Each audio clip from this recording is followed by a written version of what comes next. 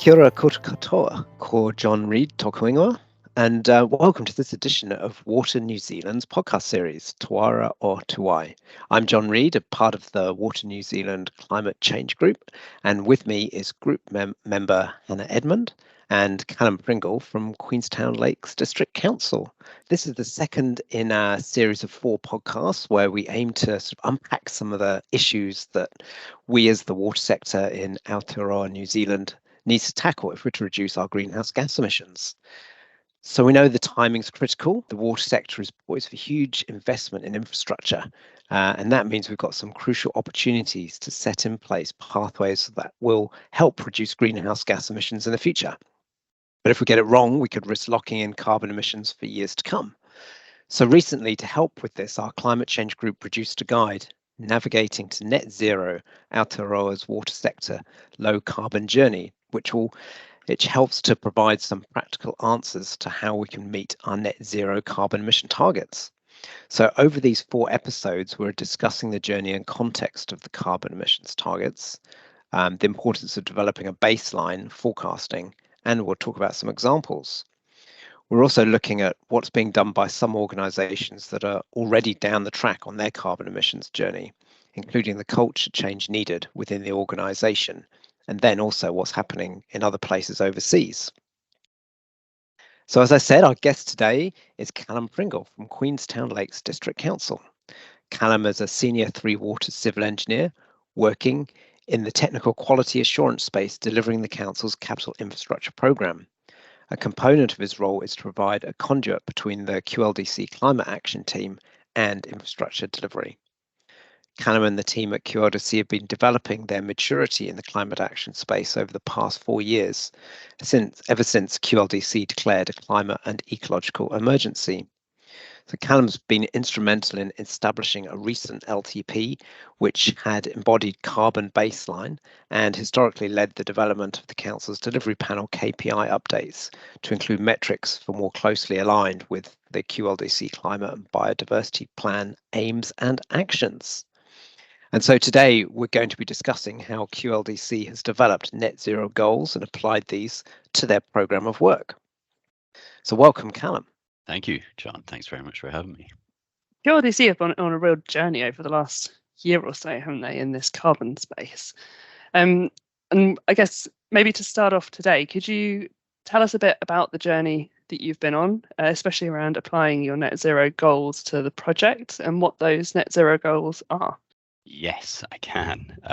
So I suppose, you touched on that it was a year, in the last year, that we've been on a pretty major journey. I would say it started, roughly 4 years ago, actually, when I joined council. Not because I joined council, but because of what John said in the intro, that there was a climate and ecological emergency announced, I suppose, declared by council, and from that the first climate action plan was developed, which had, I think, roughly 75 key actions across all sectors of council, which included the infrastructure delivery sector, which is where I work, and like that was ambitious. I think it was definitely a key sort of springboard starting point for them, and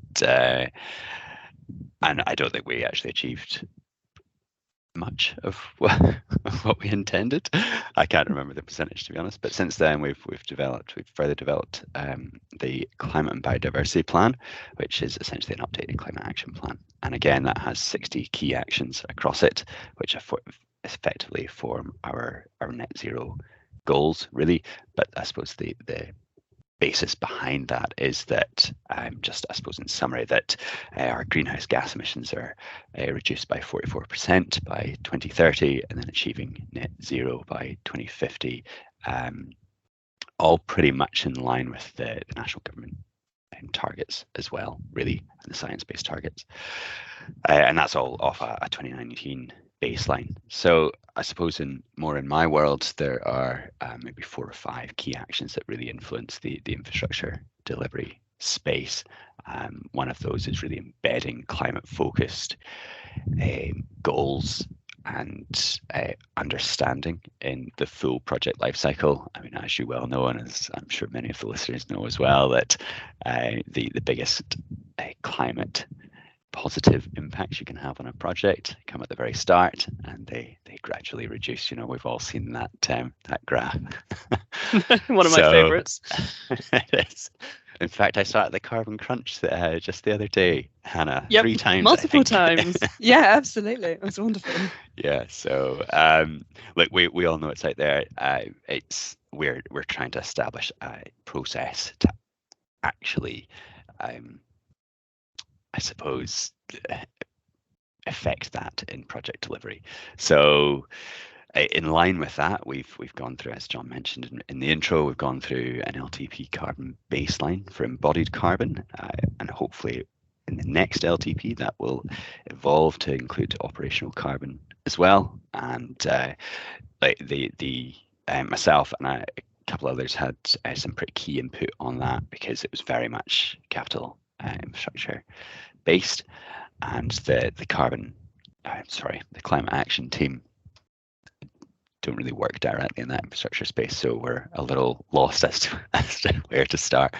So I suppose that's one of the key aspects of applying our net zero goals to projects. And also another more historically, this is kind of before the recent climate biodiversity plan was created, actually, was the developing environment focused KPIs for our panel agreements. We've got a design panel and a construction panel that we deliver capital works through, and obviously they have contracted panel agreements and a series of KPIs, and traditionally the environment was lumped together with health and safety, which dilutes the efficacy of all I suppose metrics under that larger KRA. So we pulled environment out, kept health and safety as it was, and then focused some more, I suppose, climate net zero focus goals and KPIs, and developed those with our panel members, and eventually got to having 3 KPIs for the design panel and 3 for the construction panel, which aligned with our aims under the net zero goals. It's interesting that sort of starting from that climate emergency, but do you know why that then translated into, why did you end up setting those net zero goals? What was the overall driver? It's the right thing to do. I think is what it boils down to. Like, I think maybe initially there was a sense that that the local authority should jump on the declaring a climate emergency bandwagon. I know that's definitely evolved since then. If that was ever a symptom of declaring that, we definitely recognise that it's the right thing to do to protect our natural environment going forward. And if we don't act now, then who knows what the future holds, but it's probably not good. So all of our organisations are made up of obviously groups of people, and it's your individual sort of passion and drivers that help make these changes. So why do you do it personally? Why do you want to get involved? I suppose I have a passion for the natural world, really, and I really have a distaste for decision making that's driven by convenience and ease, just because you can. I like to challenge the status quo, and unfortunately, I think historically we've got into a status quo that is driven by convenience and ease, and I'd like to change that. What do you find as some of the benefits, Calum, to you or to the organisation of that sort of approach? For me, maybe slightly egotistically, I'm not entirely sure whether it's self-serving or not, but I find one of the key benefits for me is the satisfaction that comes from creating positive change and effectively challenging that status quo. I don't think that's self-serving at all. I think it's something that drives good. many of the people in the water industry. Yes, I think so. You're among friends in that space. But when you take that then and apply that to projects or programs, what what are the benefits there that you see? It's good that we're breaking this down into projects and programs of work, because trying to achieve large-scale positive effects in at a project level, I suppose in the net zero space, it can be actually really quite tricky, and it can actually feel quite futile. And I think that's one of the challenges that working in this space we really have to get over in the coming couple of years, hopefully, because essentially in my position, say you're at the auctioneering stage and there might not be much to choose from regarding the carbon options between a couple of different projects. That might then lead you to select the lower cost project, especially as a local authority, when you really have to be quite transparent on costs, etc. But then if you take that, say, at a program level, noting that, say, there might be a tiny difference in carbon or climate impact selection between two different projects, and I'm assuming the functionality is going to be exactly the same between those projects, by the way, because of course there are other factors to consider other than carbon, essentially. But then you take that small win and you put it at a program perspective, like a win's a win, and everything's quite cumulative. And to reference Tesco back in the UK, every little helps. And at a program level, you might see quite significant reductions and quite significant wins. So you really do have to split your perspective into project level and program level views, and not get siloed just by managing your particular project, creating big wins in your particular project, because you can't do that. And we need to recognize that some projects can't have big climate wins. You know, there are other needs that need to be satisfied that actually outweigh climate needs. Yeah, and it's really interesting listening to you talking there, because there's also a phenomenon around multiplying. So you might have some small projects, but you think just on that small project it doesn't make much difference, but I guess over a program you actually start multiplying up, and you might actually find that over the program of work that tiny difference makes a much bigger difference. So it's not always about the huge win. Sometimes it's about what feels like a very small win, but it makes a bigger difference overall. Exactly, and I think as well there's an aspect to that where you can learn on similar projects as well. And there's a lot of transferable learnings across a program of works, which individual project managers on each project might not quite realize. So you do need a team, a group of people to have that overarching program perspective. And that's where I think we've kind of struggled over the last few years, just generally across this whole space, nationally, globally, I imagine as well, that a lot of positive climate impacts on infrastructure delivery is coming from grassroots, and we don't yet, I don't think, or that I've seen, really have that overarching sort of holistic view across a program level by people who are learned in this space. Maybe I don't want to insult anyone, because I'm sure there are people out there, but ultimately there's not that overarching network that I've seen yet that have people that do run programs that of work that do manage, you know, vast teams, having that real understanding, that technical understanding of what actually makes a good climate positive impact on infrastructure delivery and what might not. They always sort of probe into and are querying the junior engineers who perhaps have more of a passion for this but don't have the holistic view. And we really need the people with a holistic view to have a much more detailed understanding of how to affect positive climate benefits on infrastructure delivery. Yeah, and there's some amazing work going on across the country with getting to that point. But I think recognizing that we're not quite there yet, we've definitely got a little bit of a way to go.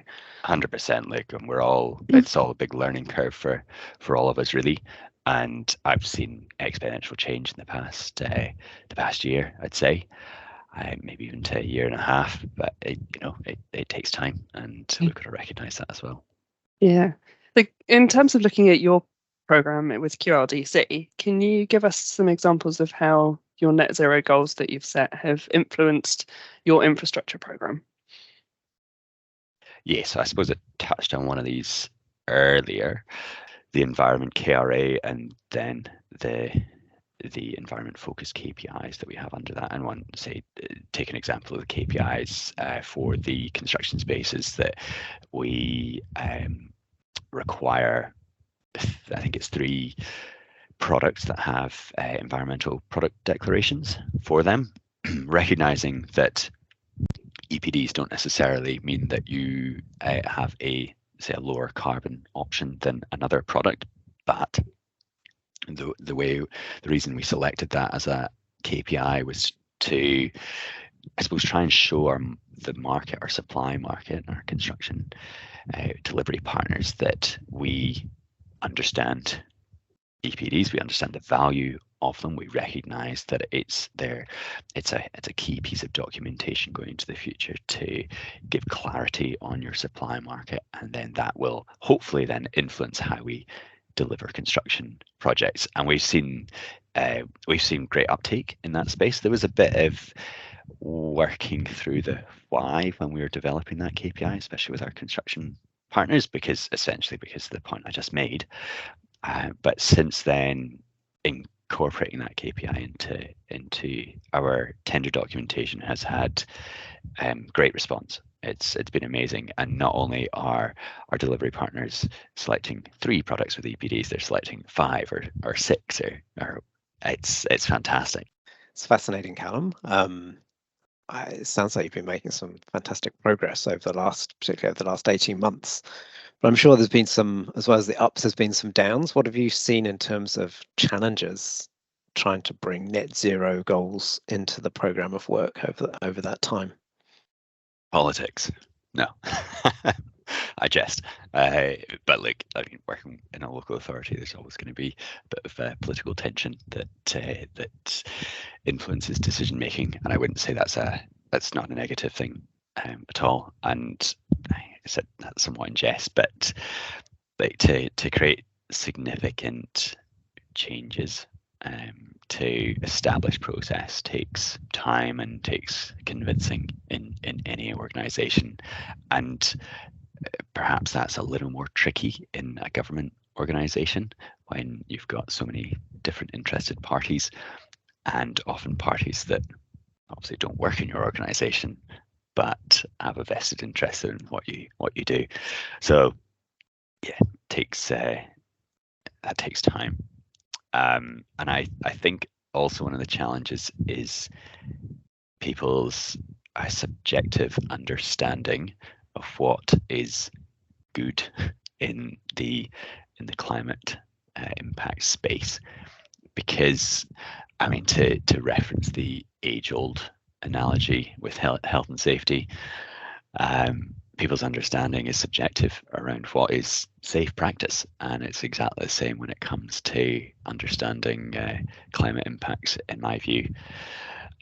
And I think we need to get that mob mentality, essentially, and to get that whole scale exponential change, we need a greater alignment of understanding of what is beneficial in the climate space.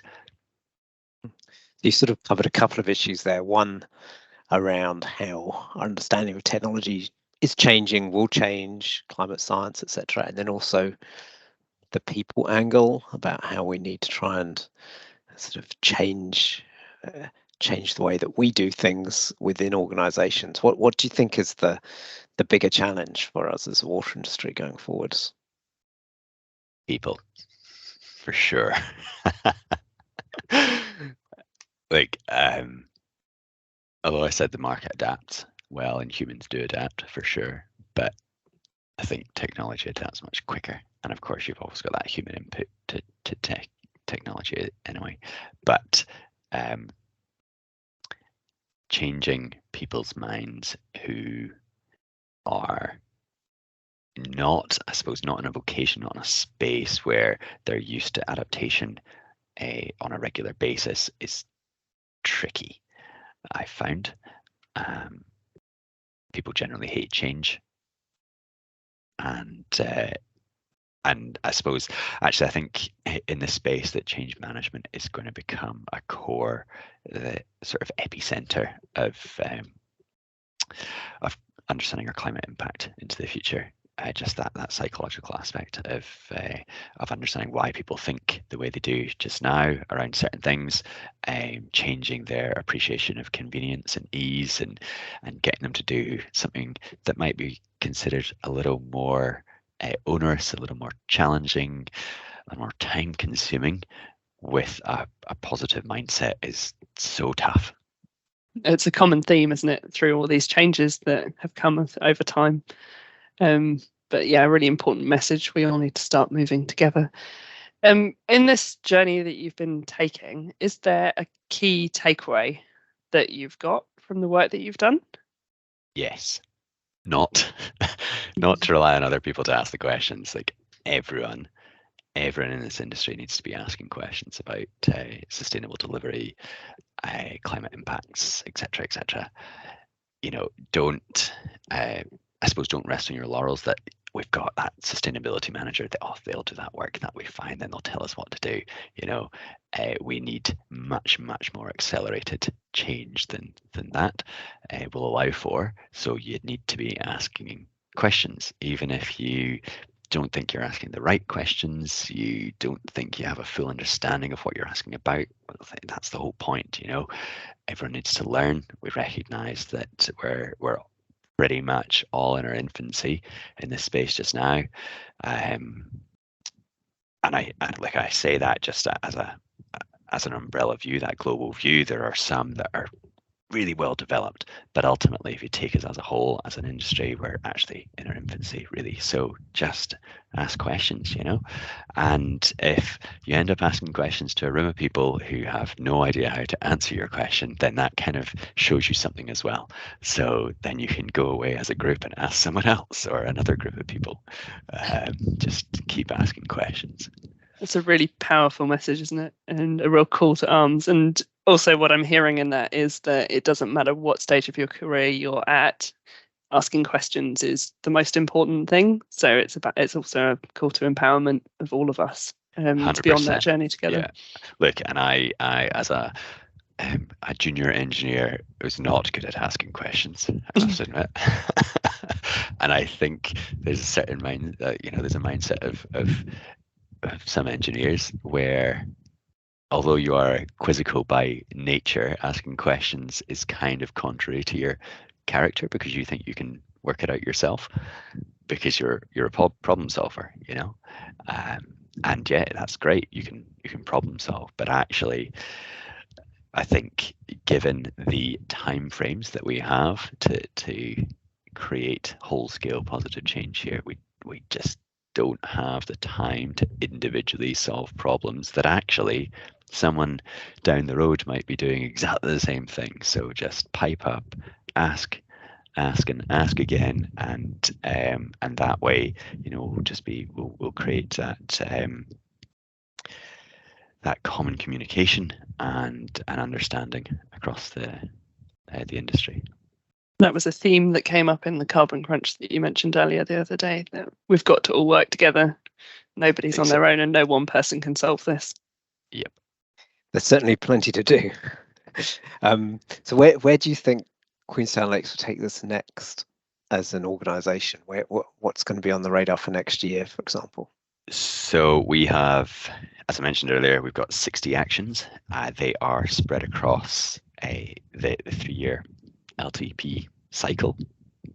I think the next big one that I particularly will be involved in is using the LTP embodied carbon baseline that we undertook to inform a carbon reduction plan across our infrastructure program, and using that baseline information to define reduction targets and metrics that are smart goals, essentially, that are ambitious but hopefully achievable in some way.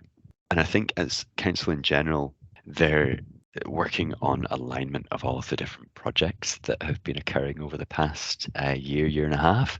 Now there's been heaps of work going on. So I mentioned the LTP carbon baseline. There's also a project TIO, which is trying to understand how we integrate our climate understanding just in our day-to-day work and project development. And that's not just infrastructure project development, that's cross-council. Sounds interesting, Calum. We'll have to have you back in 6 months or a year to have a chat about your reduction happy plan. to come back for sure.